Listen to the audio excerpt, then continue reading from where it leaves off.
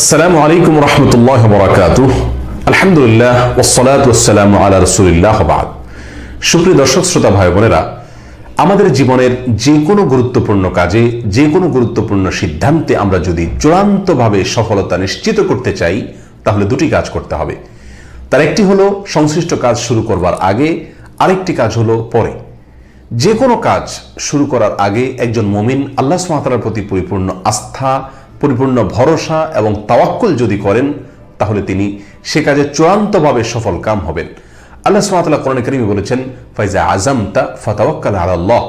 যদি কোনো কাজ করার ব্যাপারে তুমি ভেবে চিন্তে সিদ্ধান্ত গ্রহণ করে থাকো, তাহলে আল্লাহ সুবহানাহু ওয়া তাআলার প্রতি ভরসা করো, আস্থা রাখো, তার প্রতি ন্যস্ত করো তোমার সংশ্লিষ্ট কাজের সফলতাকে।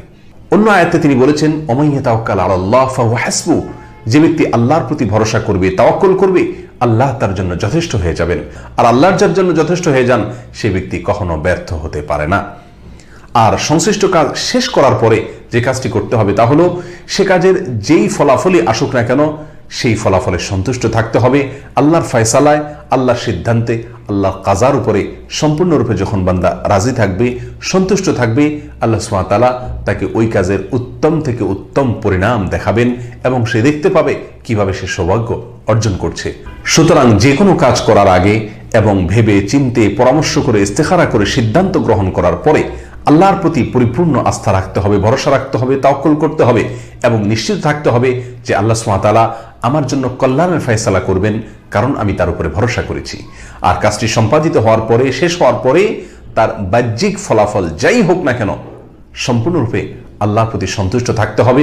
মনে রাখতে হবে, যেহেতু আমি আল্লাহর উপর তাওয়াক্কুল করেছি কাজটি শুরু করার আগে, অতএব আল্লাহ সুবহানাহু ওয়া তাআলা আমাকে সফলতা দেবেনই।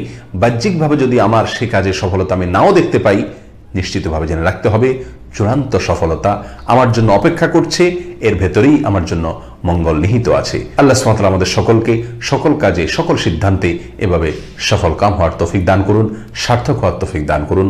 আসসালামু আলাইকুম ওয়া রাহমাতুল্লাহি ওয়া বারাকাতুহু।